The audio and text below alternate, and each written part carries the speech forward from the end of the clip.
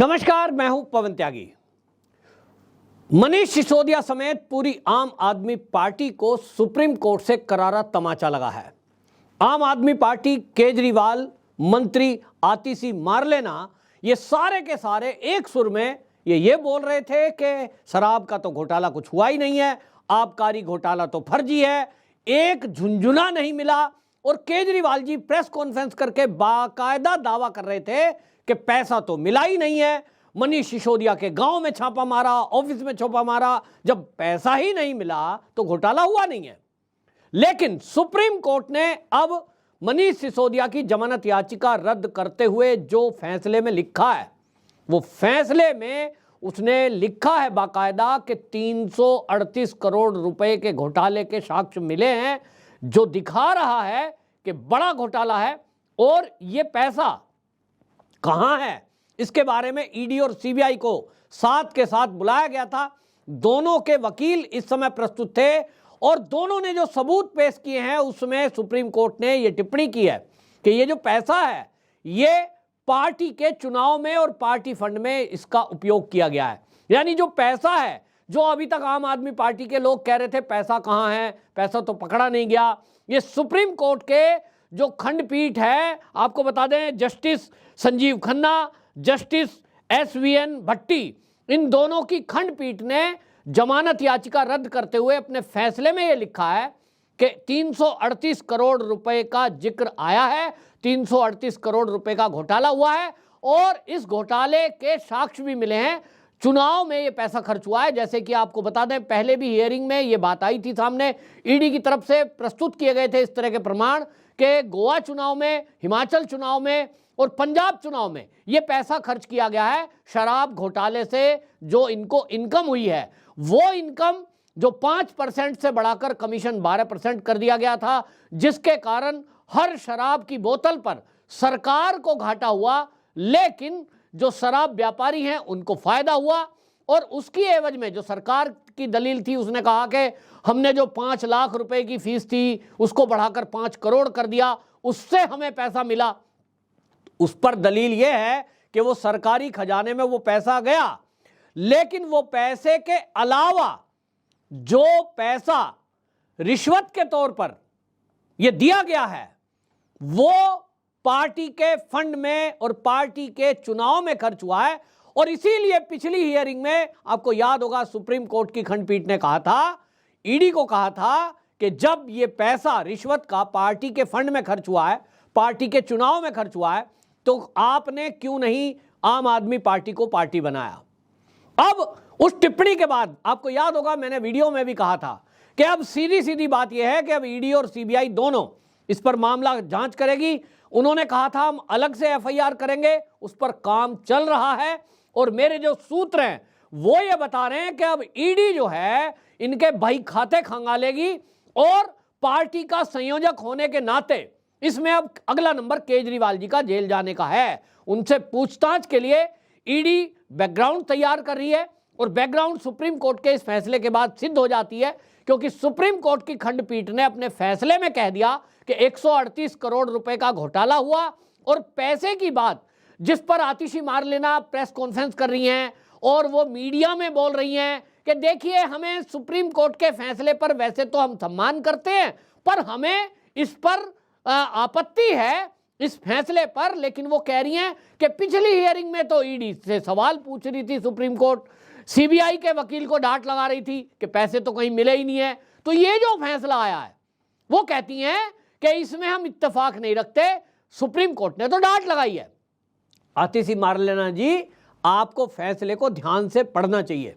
अगर आप पढ़ें तो आपको पता चलेगा कि जिस पर डांट लगाई गई थी, आप कह रही हैं ईडी और सीबीआई के वकीलों को यह कहा गया था कि आप हमें वो मनी ट्रेल लाकर दीजिए जिससे यह सिद्ध हो कि जो रिश्वत में पैसे लिए गए हैं शराब कारोबारियों से वो कहां खर्च हुए ये तो बताओ। और वो बता दिया। ईडी सीबीआई ने ये जानकारी खंडपीठ को दी सुप्रीम कोर्ट की कि ये जो पैसा है ये पार्टी के चुनाव में खर्च हुआ है। अब जब पार्टी के चुनाव में खर्च हुआ है, इसी पर सुप्रीम कोर्ट ने कहा था कि एक अलग से केस दर्ज करो, तो अलग से केस दर्ज होगा। जब अलग से केस दर्ज होगा तो अब ये जांच होगी कि जो चुनाव में पैसा खर्च हुआ, चाहे वो गोवा में हुआ, चाहे वो पंजाब में हुआ, फिर चाहे हिमाचल में हुआ, अब उसका बही खाता पूरा मंगाया जाएगा। यानी पार्टी का जो कोषाध्यक्ष होगा अब उससे पूछताछ होगी, और प्रदेश के कोषाध्यक्षों से पूछताछ होगी, तो प्रदेश के कोषाध्यक्ष के साथ जिला के कोषाध्यक्ष भी आएंगे लपेटे में, उनसे भी पूछताछ होगी किस किसने चंदा दिया, किसने कितना चंदा दिया, और चंदा दिया तो उसमें रूल फॉलो हुआ कि नहीं हुआ। अब उसमें शराब घोटाले वालों ने पैसे दिए हैं, अब वो शराब घोटाले का पैसा आया है और उससे इन्होंने क्या किया होगा वो तो रिकॉर्ड में होंगे ही नहीं। मैं आपको पूरा पुख्ते जानकारी के तौर पर बता रहा हूं, जो कानून के जानकार हैं उनका कहना यह है कि अब इसमें अरविंद केजरीवाल निश्चित रूप से जेल जाएंगे। उनको पूछताछ के लिए अब इस फैसला के आने के बाद अगले 2-3 दिन के अंदर ईडी अरविंद केजरीवाल को पूछताछ के लिए बुला सकती है। सवाल सीधा होगा कि भाई पार्टी के फंड में पैसा गया है, इसकी हमारे पास पूरी डिटेल है। अब इन्होंने, मजे की बात यह है केजरीवाल जी फंस कैसे रहे हैं, ये पूरी पार्टी फंस रही है, इसकी मान्यता भी रद्द होगी। वो कैसे होगी आपको बता दूं कि पंजाब के चुनाव में, गोवा के चुनाव में, हिमाचल के चुनाव में इन्होंने हलफनामा प्रस्तुत किया, और वो हर पार्टी को देना होता है। पार्टी का खर्च का ब्यौरा चुनाव आयोग को देना पड़ता है। इन्होंने वो सबमिट कर चुके हैं, वो तो चुनाव बीत गया, सबमिट हो गया। अब वो जो सबमिट हुआ है उसमें इन्होंने लिखा होगा कितने रुपए के पोस्टर लगाए, कितनी सभाओं में खर्च हुआ, कितना हमने चाय पानी पर खर्च किया, कितनों की गाड़ी हमने किराए पर हायर की, और वो पूरा खर्चे का ब्यौरा उस दायरे में होता है जो चुनाव आयोग की गाइडलाइन है। चुनाव आयोग ने गाइडलाइन तय की हुई है कि एक प्रत्याशी के लिए, पार्टी के लिए कितना फंड कोई पार्टी खर्च कर सकती है, उससे ज्यादा करेंगे तो वो चुनाव आचार संहिता का उल्लंघन माना जाएगा और उस पर केस दर्ज होता है। अब इन्होंने हलफनामा दे चुके हैं ये, लेकिन अब ईडी सीबीआई जो प्रस्तुत करेगी उसमें 338 करोड़ रुपए अतिरिक्त हैं। वो एक नंबर में तो खर्च हुए नहीं होंगे, ना तो उन रुपए के पोस्टर लगे, ना उन रुपयों से कहीं सार्वजनिक सभा की गई, वो पैसा कहां गया। वही है घोटाला। और उसी में जो कानून के जानकार लोग कह रहे हैं कि वो असल में पार्टी में गया ही नहीं, ये तो इन्होंने उसकी प्रॉपर्टियां खरीद ली होंगी। अब वो पैसे से प्रॉपर्टी बनाने में अरविंद केजरीवाल जी के हिस्से में कितना गया, मनीष सिसोदिया जी के हिस्से में कितना आया, संजय सिंह के हिस्से में कितना आया, या प्रदेशों के जो अध्यक्ष हैं, प्रदेशों के जो कोषाध्यक्ष हैं, उन्होंने उसमें से कितना कितना पैसा रखा, ये जांच के बाद पता लगेगा। और इसीलिए पहला सवाल उठता है कि पहला तो संयोजक होने के तौर पर अरविंद केजरीवाल जी से पूछा जाएगा, उनसे पूछताछ के लिए ईडी बुलाएगी, क्योंकि उनकी जिम्मेदारी बनती है। उन्होंने मंत्रालय कोई नहीं लिया क्योंकि वो बहुत पढ़े लिखे हैं, वो समझते हैं कि अगर किसी जगह सिग्नेचर हो गए तो वो फंस सकते हैं। तो अभी तक बचे हुए आ रहे थे, संजय सिंह जेल चले गए, सत्येंद्र सिंह जेल चले गए, मनीष सिसोदिया जेल चले गए, इसके अलावा और 15 लोग जेल चले गए, लेकिन अरविंद केजरीवाल जी को ईडी सीबीआई टच नहीं कर पाई। कारण साइन नहीं है। लेकिन अब नंबर आ रहा है, और कैसे आ रहा है, जो इस फैसले के बाद चीजें आती हैं कि अब पार्टी फंड में जो खर्च हुआ है उसकी जिम्मेदारी तो संयोजक की है। अब संयोजक या तो ये कहेंगे कि कोषाध्यक्षों ने पैसा लिया, जो राष्ट्रीय कोषाध्यक्ष हैं उन्होंने पैसा लिया, या मनीष सिसोदिया ने लिया, या संजय सिंह ने लिया, भाई मुझे कुछ नहीं पता। जैसा मंत्रालय ना लेकर अरविंद केजरीवाल ने अपने आप को किनारे किया है, अरविंद केजरीवाल जी के ऊपर है कि वो अब ईडी की जांच में, सीबीआई की जांच में वो ये कह सकते हैं। और ऐसी मुझे उम्मीद है कि शायद वो यही कहेंगे कि साहब मुझे तो कुछ पता ही नहीं, ये पैसे मनीष सिसोदिया का नाम लगाएंगे या किसका लगाएंगे वो उनके ऊपर है कि वो किसके ऊपर ठीकरा फोड़ते हैं। मुझे लग रहा है कि वो ठीकरा फोड़ देंगे और कहेंगे मुझे नहीं पता, चुनाव की जिम्मेदारी जो खर्चे की है वो तो फला फला आदमी की थी, वो भी किसी और को बलि का बकरा बनाया जाएगा। प्रदेश का कोषाध्यक्ष हो सकता है, राष्ट्र का हो सकता है, आतिशी मारलेना हो सकती है, वो गहलोत हो सकते हैं, कौन होंगे वो अरविंद केजरीवाल जी बताएंगे, लेकिन उनसे पूछताछ होगी। और इसके अलावा अरविंद केजरीवाल जी यहां भी अगर बच गए, वो कहेंगे साहब पार्टी में चुनाव में जो खर्च हुआ मुझे तो पता ही नहीं, रिश्वत का पैसा कहां किसने लिया मुझे नहीं पता।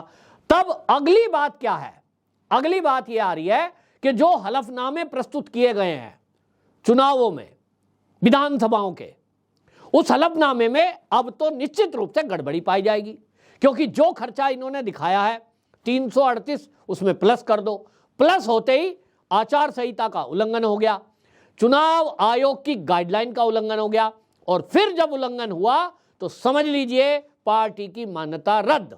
पार्टी की मान्यता रद्द तो फिर संयोजक पर भी बात आएगी, क्योंकि कोई भी कोषाध्यक्ष हो वो अपने ऊपर केस क्यों लेगा भाई? वो देख रहा है कि सत्येंद्र जैन जेल में है, मनीष सिसोदिया जेल में है, संजय सिंह दहाड़ रहे थे, अब मिमियाने लगे हैं, वो भी जेल में है। जो जेल में जाता है छूट के नहीं आता। तो कोई बलि का बकरा क्यों बनेगा? कोई मूर्ख नहीं है। अरविंद केजरीवाल जी बहुत पढ़े लिखे हैं, लेकिन इनकी पार्टी के जो कोषाध्यक्ष हैं वो भी कोई मूर्ख तो होंगे नहीं, ऐसी मुझे उम्मीद है। यहां एक सवाल और उठा है, और एक सवाल वो जो उठ रहा है वो हालांकि इस किस्से से अलग है, लेकिन सवाल वाजिब है कि ये जो मनीष सिसोदिया के केस में सुनवाई के लिए वकील आ रहे हैं, वो वकील का मैं नाम नहीं लूंगा, लेकिन वकील की फीस इतनी है कि एक हियरिंग में एक फ्लैट आ जाए। पेशे से पत्रकार रहे मनीष सिसोदिया, जो अब ना मंत्री है ना वो डिप्टी सीएम है, तब क्या आम आदमी पार्टी उनके वकीलों की फीस सरकारी खजाने से दे रही है? यदि दे रही है तो क्या यह गलत नहीं है कि कोई पार्टी फंड से किसी वकील की फीस ऐसे व्यक्ति की जो किसी अपराध में दोषी आरोपी हो, और अब तो कोर्ट ने, सुप्रीम कोर्ट ने कह दिया है कि सबूत हैं, तो ये आरोप से ऊपर निकल गया है, तो फीस कौन दे रहा है?